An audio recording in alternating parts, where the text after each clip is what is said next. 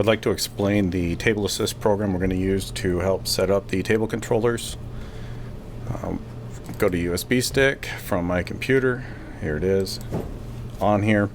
Currently I have the AMD driver and the NVIDIA driver. That'll be a separate video. We have a new video card that we're going to be using for the table controllers, so we'll have to install the new graphics driver for that.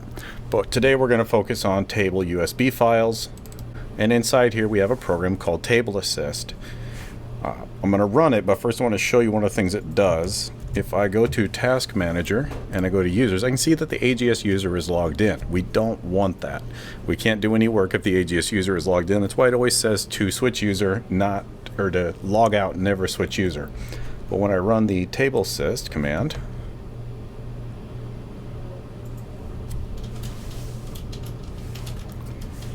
this here, we're going to get rid of this when we push the new image. It just has to be run one time. After it's been run, you won't see this again, so we can hit run. Same thing with this screen. We can type the letter R to continue, and it'll happen one more time. Once again, once we pull the new image, we'll have run this on that image, so that it won't be a problem. Here's the program, but what you didn't see is, in the background, it logged off the user. So if the AGS user is logged in, it's going to automatically log them out, just so that we know if we're running this, that's not causing us any problems. Let's go ahead and close that. Now the first thing we look at is our disable write filter is red. That means it's active, and we shouldn't be doing any of this work until we've disabled the write filter. So I'm going to go ahead and we're going to push disable write filter. It's going to go ahead, sign us out, and restart the table controller. Now that the table controller has restarted, let's go back to my computer. Back to USB stick. Table install files here and rerun Table Assist. So again, if this shows up, it's just R, enter, just telling it to run. We're going to fix that on the new base image. Now we have enable write filter is green, which means the work we're about to do is going to work. So we need that to be green for all the changes we're doing to keep effect. We're installing BSX. Let's see our date and time. Let's get that corrected. It is the 29th of November at 8:26 a.m. And we are in Pacific Standard Time. So we just set the date and time. We're going to install software. We need to make sure this, if we're installing BSX, we need to make sure this bubble is BSX. If it was BSX Roulette, you could choose this.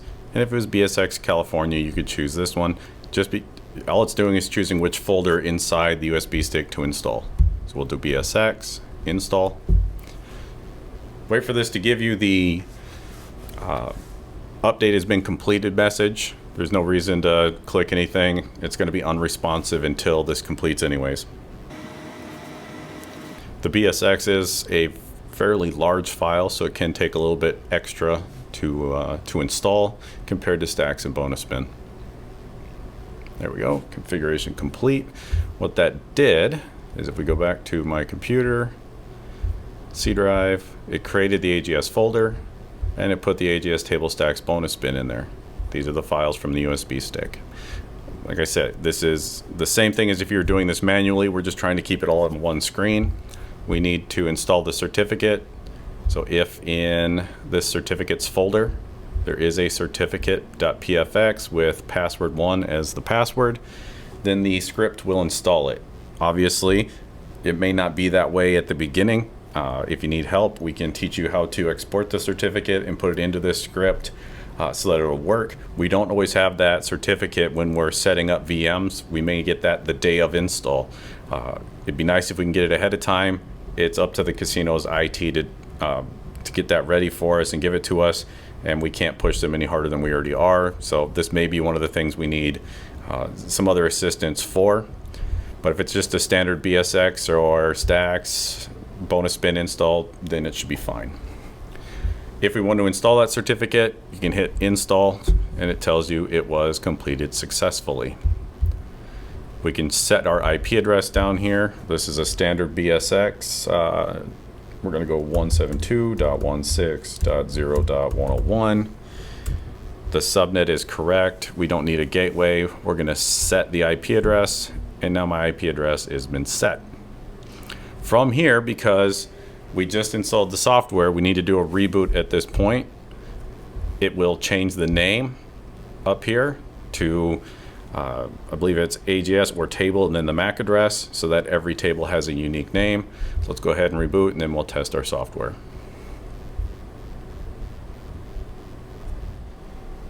Now that we've done the restart, let's take a look at a couple things. If we go back to the USB stick here, we're going to rerun Table Assist.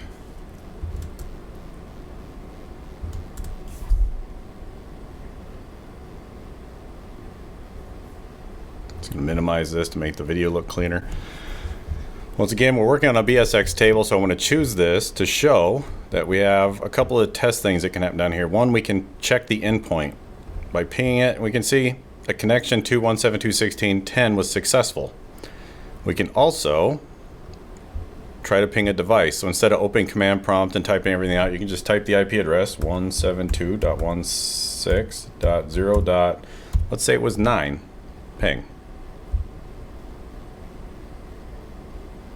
Not successful. So each time it doesn't work, when I press, or each time it doesn't, it reaches out and it doesn't get a response, it's going to say not successful. If I make this 10, ping, success. One of the other things we can do is we can get exceptions. I don't think I haven't run the table yet, so this may not come back with much. Oh, so it did. Good. Instead of saying, hey, go here, go here, go here, get this, we're going to say push get exceptions and then send us this information. Now at the top here is usually the information we need is error level and then whatever the message says after this. And this one right now says no device found with MAC. It's because we haven't run the table. We haven't told it to do anything. I'm going to go ahead and close. Now we just need to run the application. You can press any key to continue.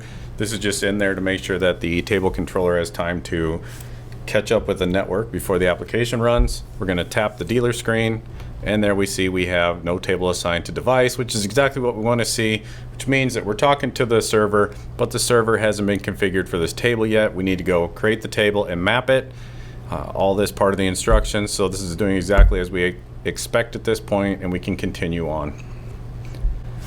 With everything being completed, the only thing we need to do is re-enable the write filter, which I already did prior to this part of the video.